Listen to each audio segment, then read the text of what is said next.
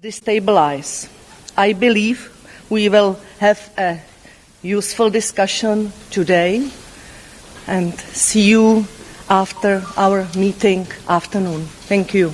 Paní ministryně, očekáváte nějaké konkrétní závěry a s jakými konkrétními závěry jste byla spokojena po dnešním jednání? Určitě očekávám a řekneme vám je na tiskové konferenci hned po našem jednání někdy mezi 14. a 15. hodinou, pokud všechno bude probíhat podle toho časového harmonogramu. Děkuju. Musím jít přivítat moji rakouskou kolegyni. Promiňte.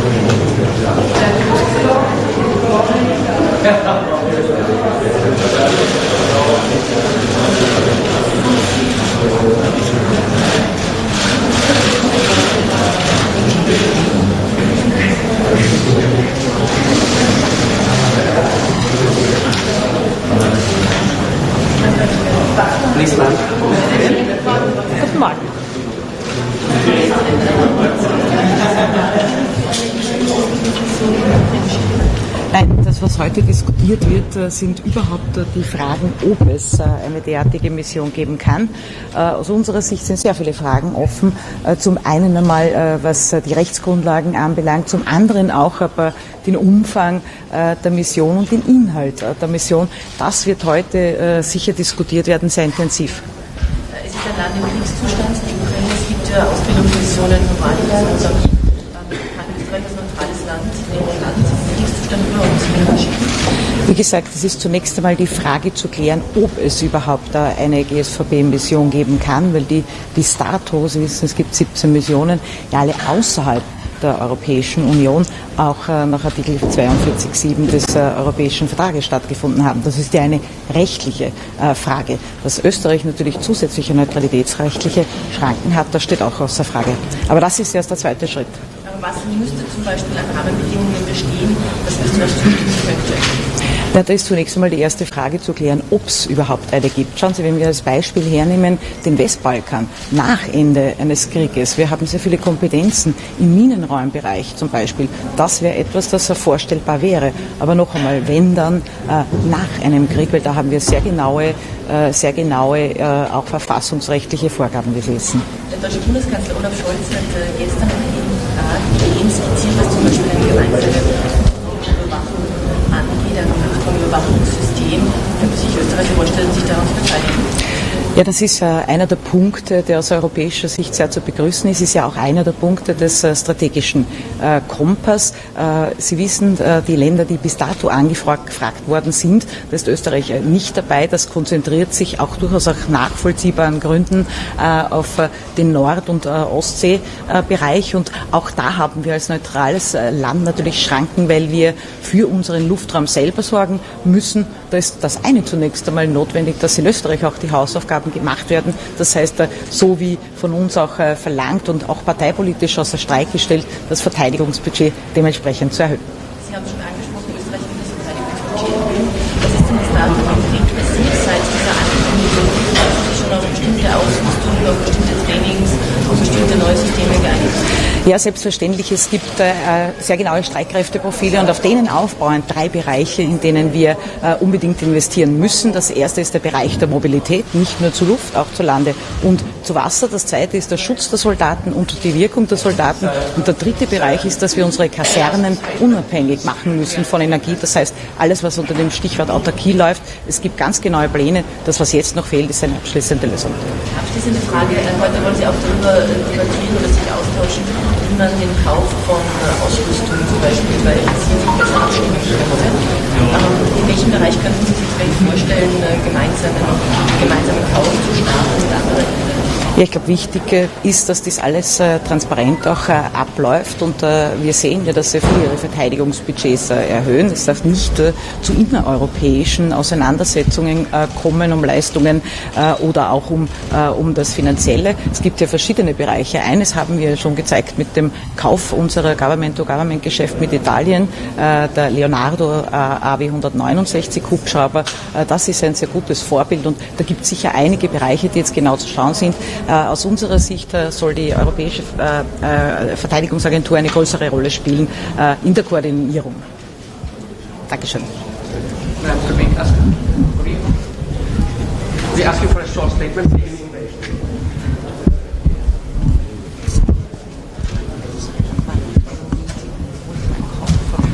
Just one minute, just one sentence.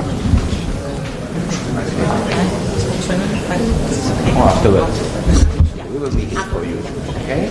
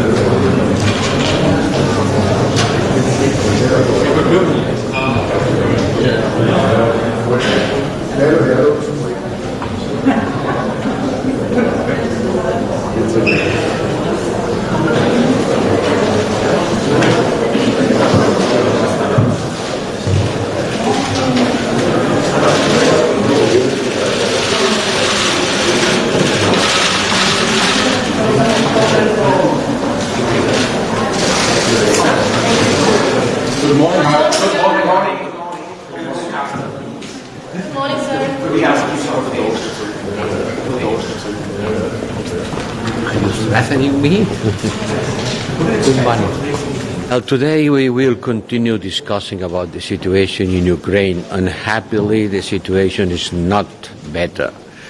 We see a continuing indiscriminated bombing of the civilians, atrocities against the war prisoners. There is nuclear gambling in the nuclear power station. Zaporizhzhia is something very dangerous. So the situation in the ground continues being very bad. Ukraine needs our support, and we will continue providing this support, both with military capacities, and also the ministers will discuss about the idea of putting in place a high-level training mission for the Ukrainian army in order to have a more value added and in order to be more predictable and to provide a stronger support to the Ukrainians. The defense minister of Ukraine will be with us, will be discussing with us. This is for me the most important part of the meeting. There are other issues. For example, how can we boost the European industry for defense? How can we pull the member states buying more equipment, because we are depleting our stocks. We are providing so many capacities to Ukraine that we have to refill our stocks. And we will discuss other issues, but these are the most important ones. Ukraine needs our support. We will continue supporting Ukraine with more initiative as this training mission that the ministers will discuss.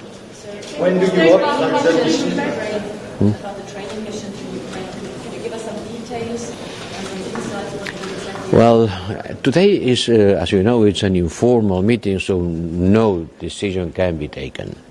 But a general and overall political agreement, that's what I think we have to get today. Later, the details will come. We have a procedure quite complex in order to identify the objective, the purpose, the dimension, the resources. But today, I hope that we will have a green light, a political green light for this mission. At the Middle East, you are in Middle August. Sorry? À la mi-août, à la moitié août. Did you say that in French? You submitted a non-paper when you called the member state to ask the new military assistance mission. Do you have some answer? For example, from Poland or Romania, they are agreed. I understand. Several member states will have different ideas. But this idea of a training mission, it's an old idea. We have been discussing that even before the war started.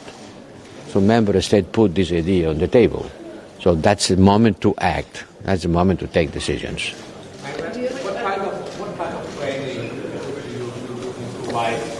You can imagine what kind of training. What do they need? They need everything. Is there a risk that this could be escalatory towards Russia? No. Why not? Why not? Come on, we are providing big amounts of military capacity.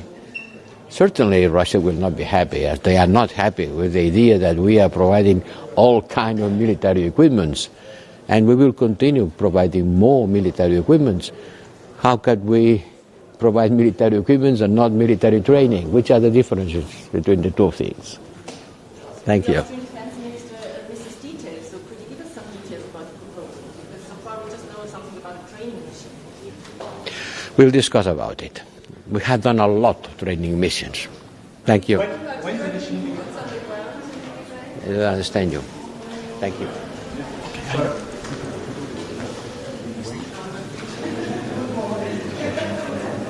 Monsieur le représentant.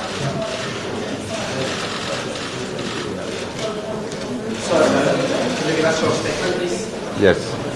So we are here this morning in Prague for the day to have a very important meeting with all the Minister of Defense for the EU. And of course, this meeting happened in a specific circumstance that we all know, which is the war in Ukraine. We will discuss many topics. One of them is important, of course, to us, which is to continue to bring our support, all Ministers of Defense, all Member States, to Ukraine. And in this context, we will present, together with Josep Borrell, a new initiative, which is extremely important. In other words, to be able to buy together what is needed. Of course for us, but also to support. I could think of ammunition, air system defense systems, and many things. So we want to do this as soon as possible, like always, being totally unified, and of course that's absolutely critical to continue to demonstrate and to act together to support Ukraine and President Zelensky in his fight against this aggression. The second thing, of course, that we will discuss in many other topics is hybrid threats, and hybrid war. That Vladimir Putin engaging continuously against Europe and against the rest of the free world. And we know that we have to be extremely vocal here. We know what he's doing, using wrong narratives, especially in Africa, with what happened for the food supply. Of course, he's using also energy crisis and all our dependencies against us. That's why I will present also everything that we do to decouple us against Russia and to make sure that we are not depending on anything just to avoid this kind of blackmail situation that he's trying to do, but he will not succeed. Thank you very much. Coordinate the common purchase. Yeah. Defense agency. No, this is of course a commission which will do this. Thank you. That member states won't be able to keep up that momentum given the energy crisis? Yes, I'm very confident. We act unanimously, and of course, as I said, we have an extremely important plan to make sure that we'll be able to pass winter. Of course, with solidarity, with substitution, which is extremely important, and also with some sobriety. But I'm confident. Thank you.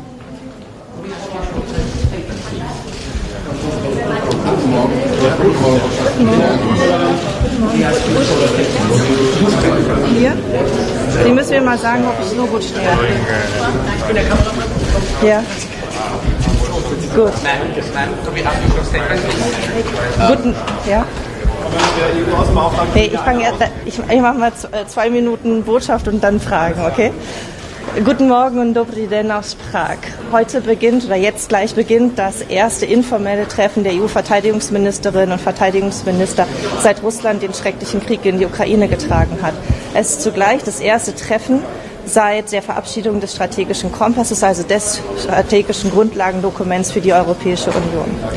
Die Lage ist weiterhin sehr ernst. Es geht um die Sicherheit Europas insgesamt, vor allem in der Ukraine, aber auch weit darüber hinaus, Georgien, Moldau oder auf dem Westbalkan. Die Spannung dort im Westbalkan beobachten wir mit großer Sorge. Gerade deswegen haben wir uns entschieden, mit eigenen Kräften der Bundeswehr uns wieder an der Mission EUFOR zu beteiligen. Ohne Frieden auf dem Balkan droht Instabilität in ganz Europa. Denn Putin, und das wissen wir alle, wird jede Unsicherheit, jedes Wanken, jeden Riss und jede Bruchstelle in unserer Geschlossenheit für sich auszunutzen wissen. Heute von dem Treffen soll ein starkes Signal der Unterstützung für die Ukraine ausgehen und es soll zugleich ein kraftvolles Signal der Stärke und Geschlossenheit der europäischen Familie sein. Wir starten zunächst mit den Vertreterinnen und Vertretern der NATO und der Vereinten Nationen. Die Auswirkungen des Krieges, des russischen Angriffskrieges spüren wir weltweit und zugleich hat er Auswirkungen auf unsere eigene Sicherheit. Deshalb werden wir hier als Deutschland noch deutlich machen, dass wir weiterhin zu unserer Verantwortung stehen und bereit sind, sie zu übernehmen. Wir analysieren danach unsere gemeinsamen Verteidigungsinvestitionen und besprechen erste konkrete Schritte, wie wir weiter damit umgehen wollen. Im Anschluss haben wir zum Working Lunch den ukrainischen Verteidigungsminister Reznikov zu Gast. Zusammen werden wir über eine langfristige Perspektive der Unterstützung und auch die Koordinierung der gemeinsamen internationalen Hilfe und Ausbildung für die Ukraine sprechen. Auch hier ist klar, wir stehen weiter zu unserer Verantwortung und Deutschland ist auch bereit, hier die Initiative der Koordinierung weiterhin zu unterstützen. Wenn Russland, und das tut es, sich auf einen langfristigen und längeren Krieg einstellt, dann müssen wir das auch. Der Außenbeauftragte soll eine Ausbildungsmission für die Ukraine. Inwiefern ist Deutschland bereit, da mitzugehen?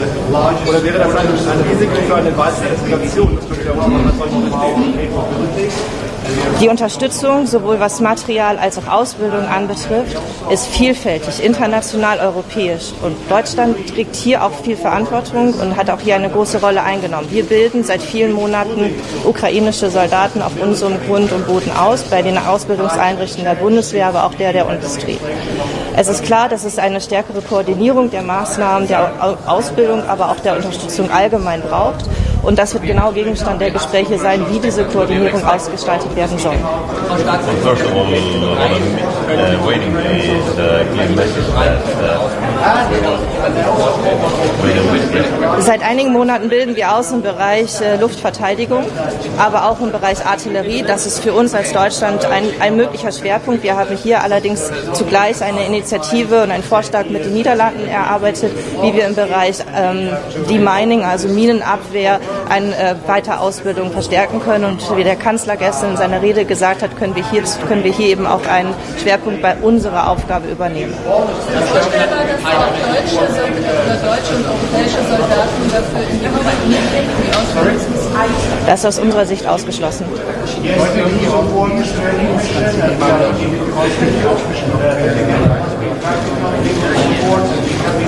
Ich habe die Frage nicht verstanden.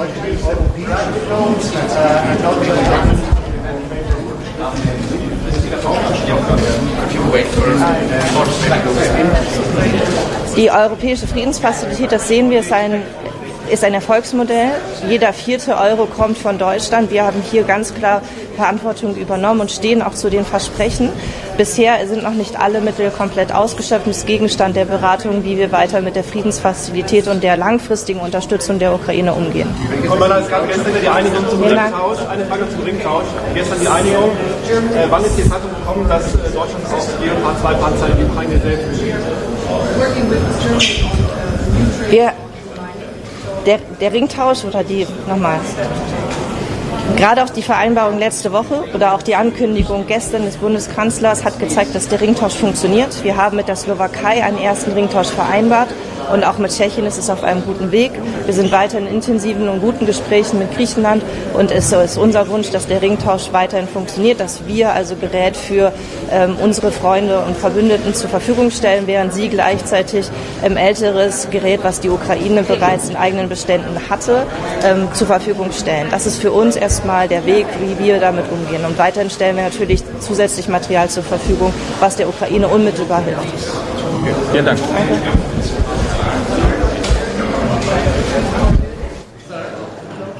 Sure.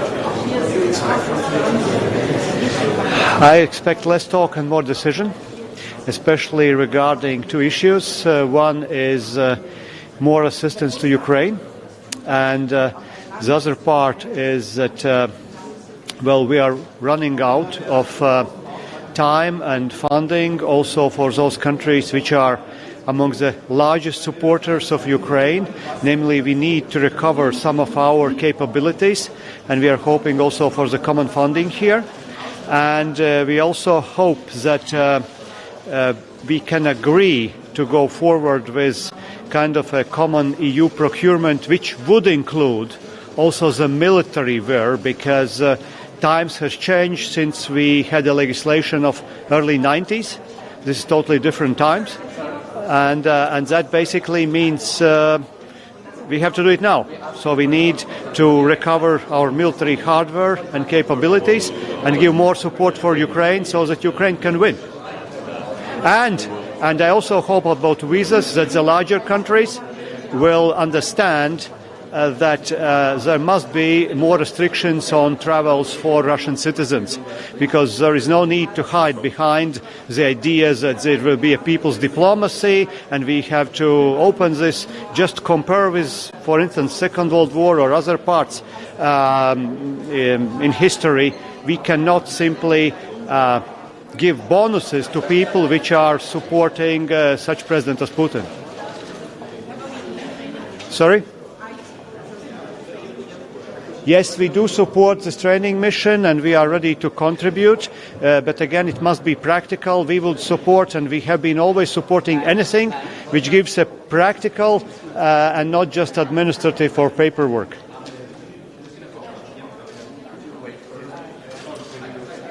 Thank you very much.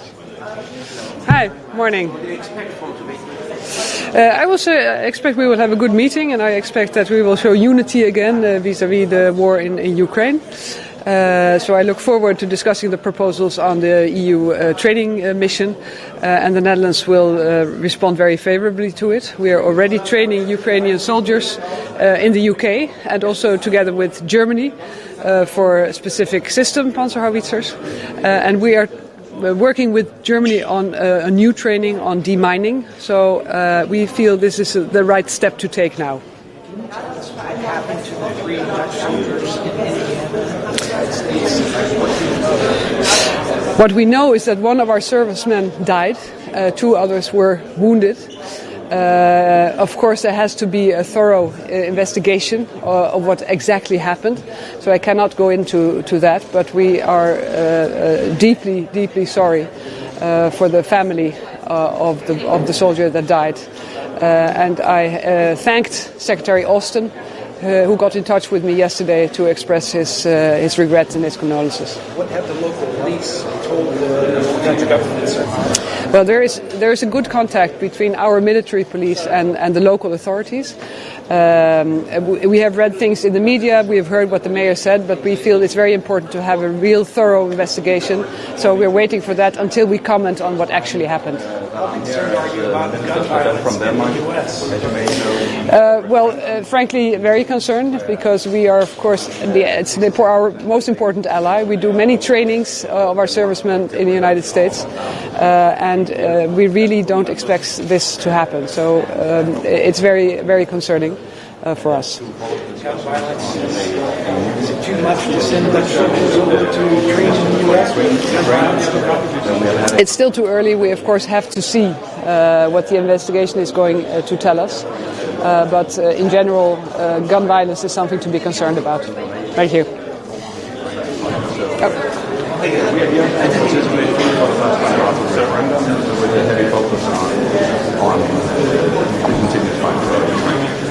Thank you very much.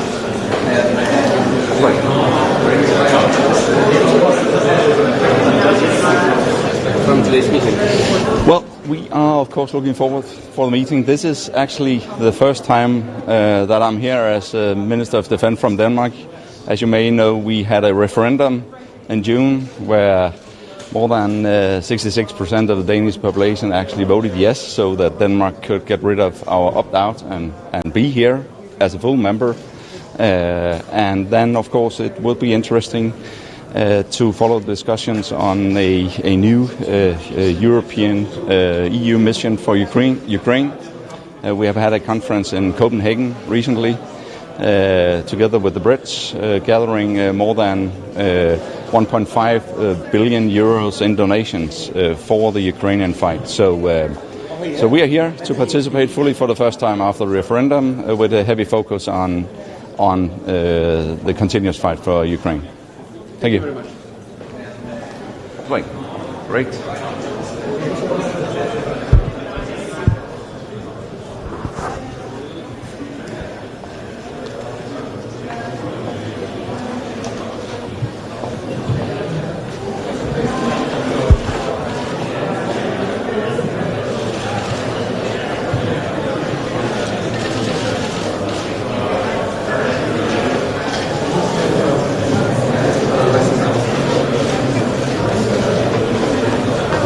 Hello.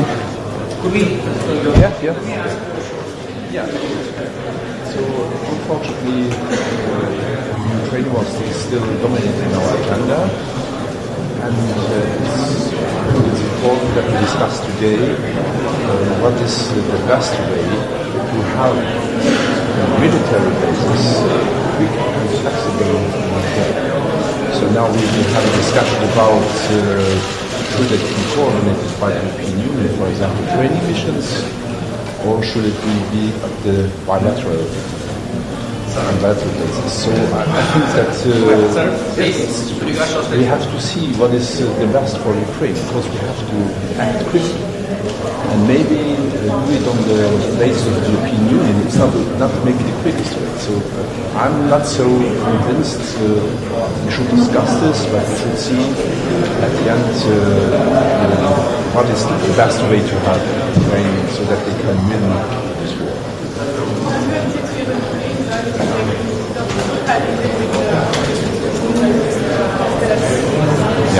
So sorry. Yeah. Entschuldigung.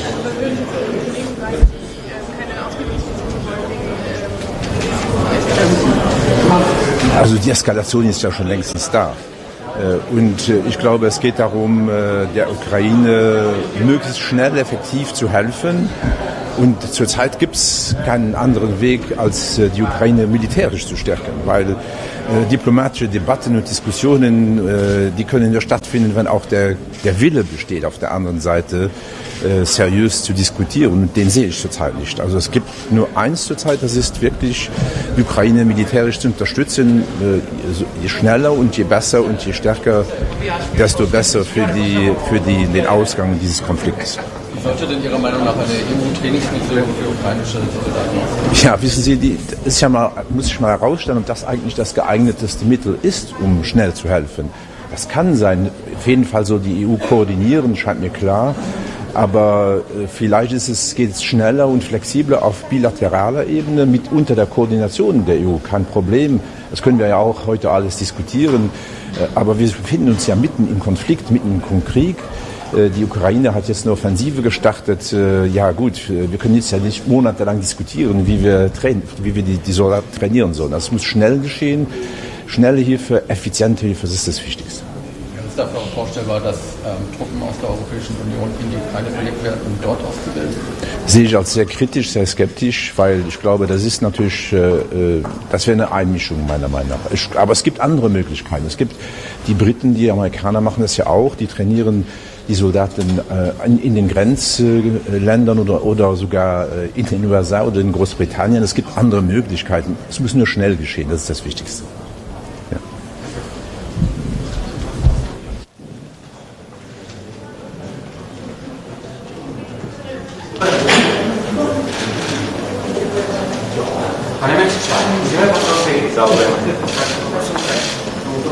Good morning, dobré ránko. Ako chcete?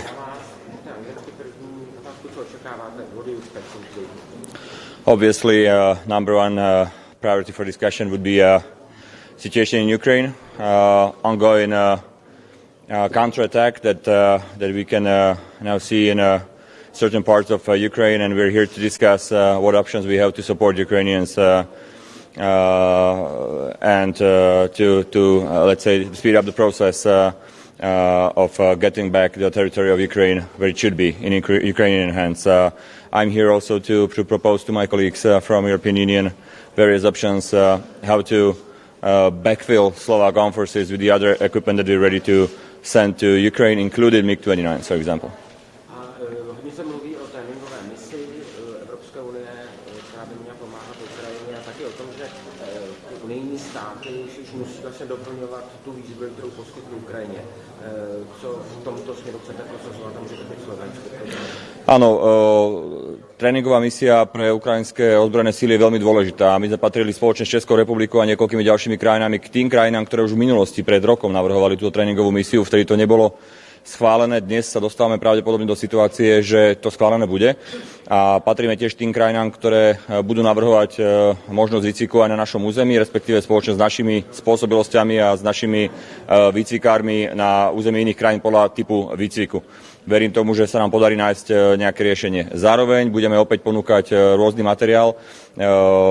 Predpokladám viaceré krajiny, vrátane Slovenskej republiky, ktorý vieme ďalej poskytnúť na Ukrajinu, ale budeme na to potrebovať buď finančný alebo spôsobilostný backfill. To znamená, že by sme dostali za niečo, čo posunieme na Ukrajinu, nejaký materiál od iných krajín, napríklad ako sme sa dohodli s Nemeckom o vyslaní 30 BVP vozidel, bojových vozidel pechoty za 15 tankov Leopard minulý týždeň. Ďakujem veľmi pekne.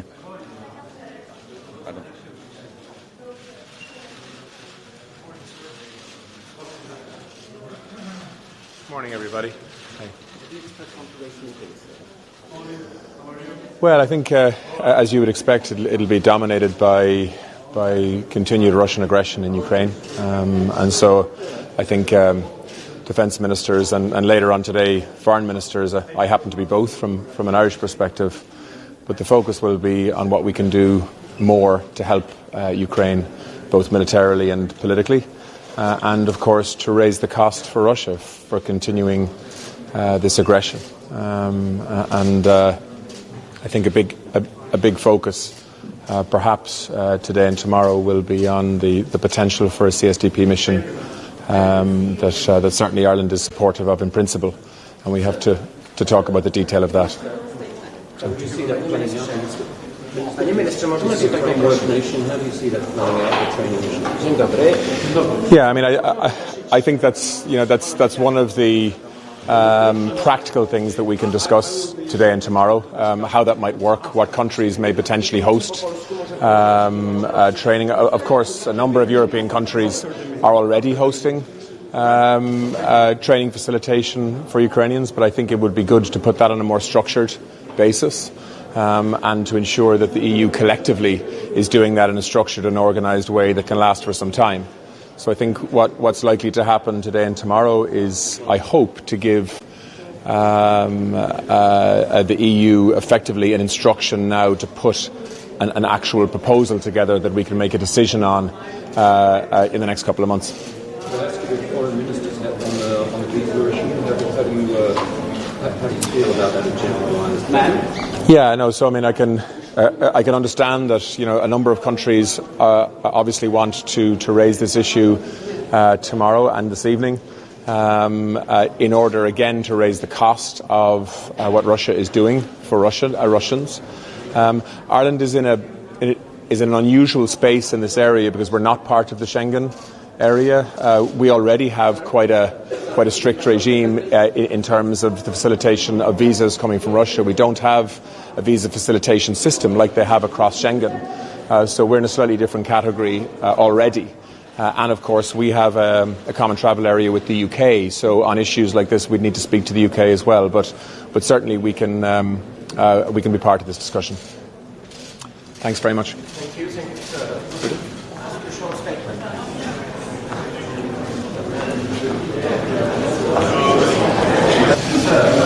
Sir, ask you a short statement, please.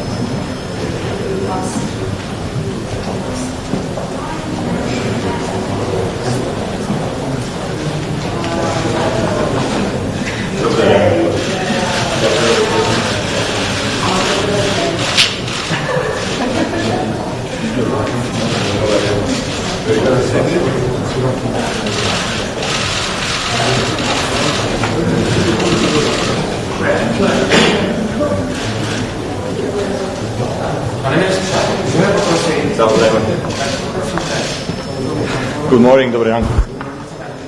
Ako chcete?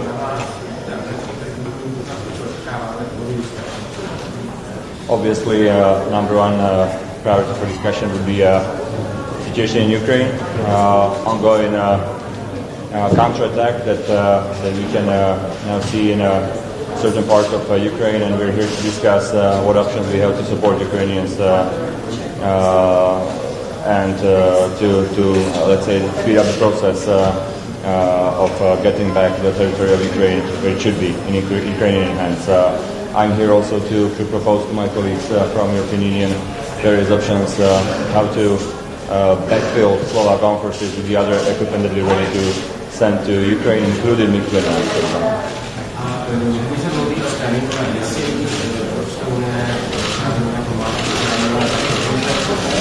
Není státy musí se doplňovat tu výzbroj, kterou posílí Ukrajině. Áno, tréningová misia pre ukrajinské ozbrojené síly je veľmi dôležitá. My sme patrili spoločne s Českou republikou a niekoľkými ďalšími krajinami k tým krajinám, ktoré už v minulosti pred rokom navrhovali túto tréningovú misiu, vtedy to nebolo schválené. Dnes sa dostávame pravdepodobne do situácie, že to schválené bude a patríme tiež tým krajinám, ktoré budú navrhovať.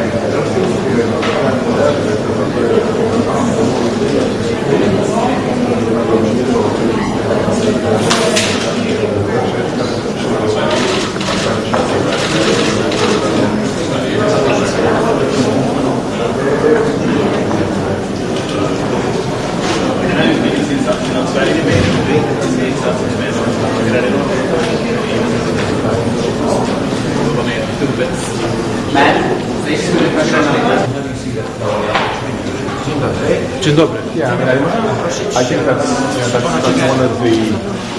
I'm sorry.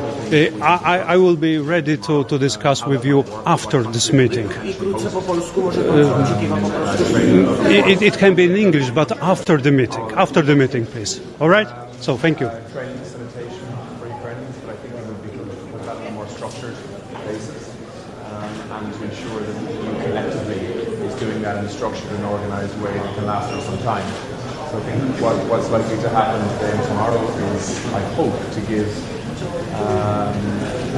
the EU effectively an instruction now to push and actually proposal together that we can make a decision on in the next couple of months.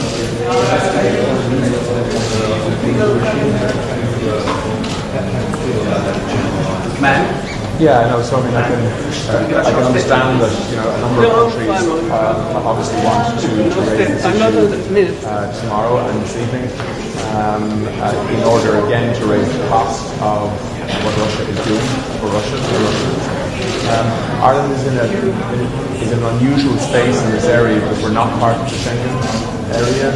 We already have quite a strict regime in terms of the facilitation of visas coming from Russia. We don't have a visa facilitation system like they have across Schengen. So we're in a slightly different category already. And of course we have a common travel area with the UK, so on issues like this we need to speak to the UK as well. But certainly we can be part of this discussion. Thanks very much. Thank you. A short statement.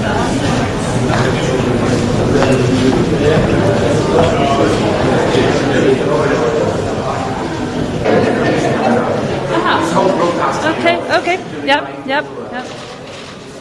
What do you expect from this meeting? That we together show unity around the support for Ukraine. We see that it's very important that the democratic Europe is united and that we will continue with the support and also find new ways to support Ukraine.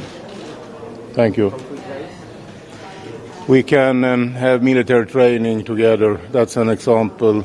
There has also been discussions multilateral between the different countries to produce weapons directly for use in Ukraine.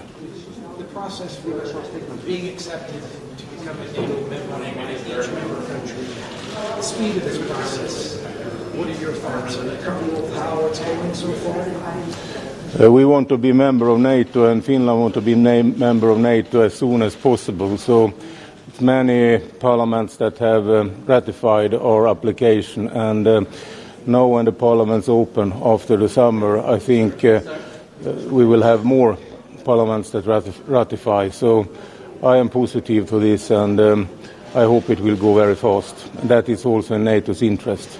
Confident that Turkey will complete the ratification?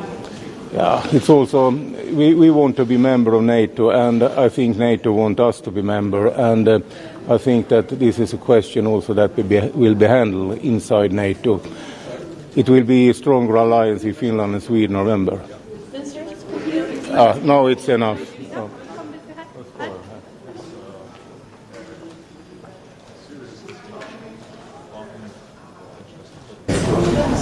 What do you expect from today's meeting, please?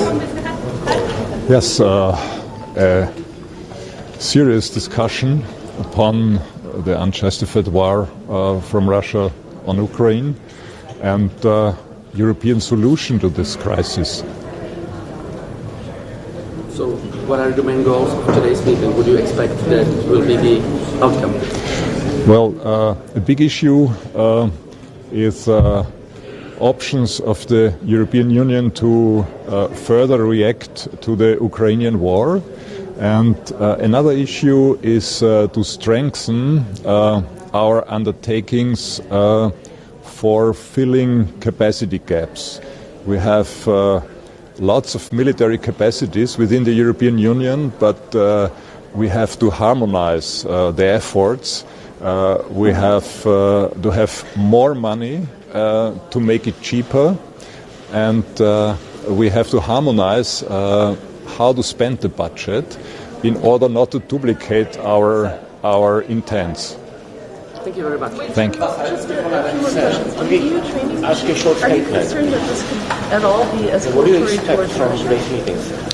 Well, even a training mission outside the Ukraine is not a signal of war fighting. It's a further support to the Ukrainians.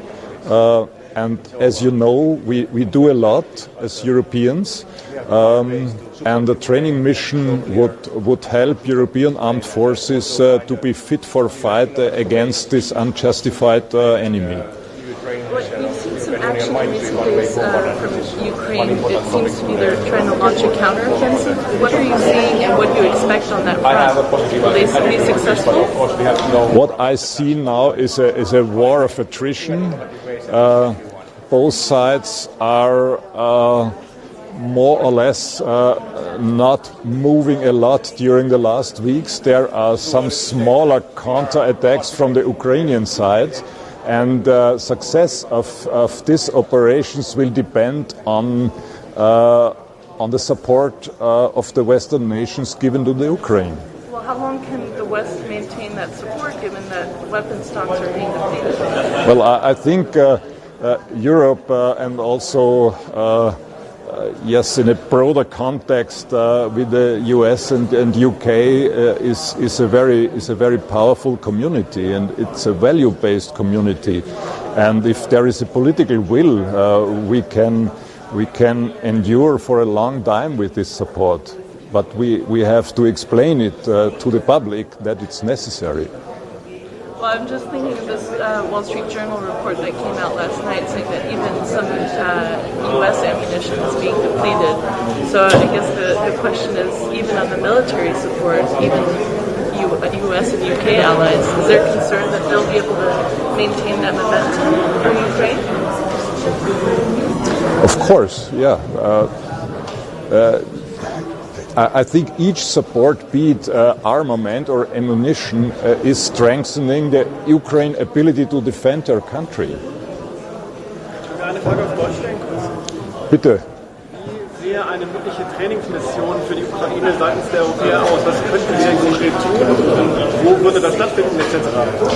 Also im Falle einer Trainingsmission würde die Ukraine ihre Bedürfnisse klar artikulieren. Das heißt, wir müssen dann entsprechend in Kontakt treten mit einer Fact-Finding-Mission und Bezug nehmend auf die bereits stattfindenden Unterstützungen weitere Möglichkeiten von Training, sei es jetzt technisches Training, was die Waffensysteme anlangt, oder auch taktisches Training entsprechend detaillieren, welche Maßnahmen hier am zweckmäßigsten sind, um die ukrainischen Streitkräfte zu unterstützen.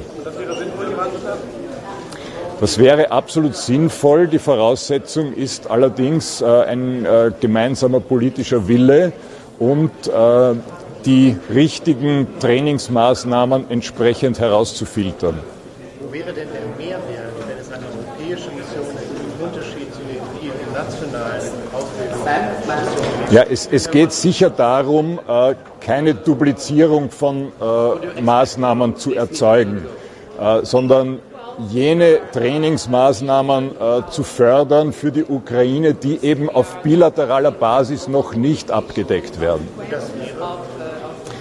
Das hängt von den Gesprächen ab, die in Kürze zu führen sind, aber das ist abhängig von den konkreten Bedürfnissen der ukrainischen Streitkräfte und natürlich auch von den Möglichkeiten, die die europäischen Mitgliedstaaten mit sich bringen und anbieten. Das ist ja alles noch offen und ich verspreche mir von der heutigen Konferenz eine Klärung und eine weitere Meinungsbildung in dieser Hinsicht.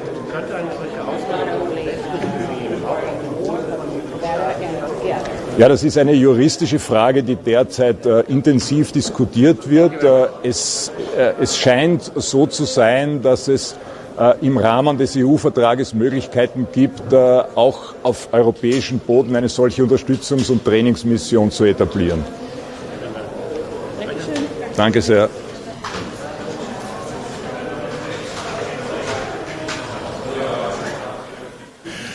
Good morning. It's nice to be here in the beautiful city of Prague.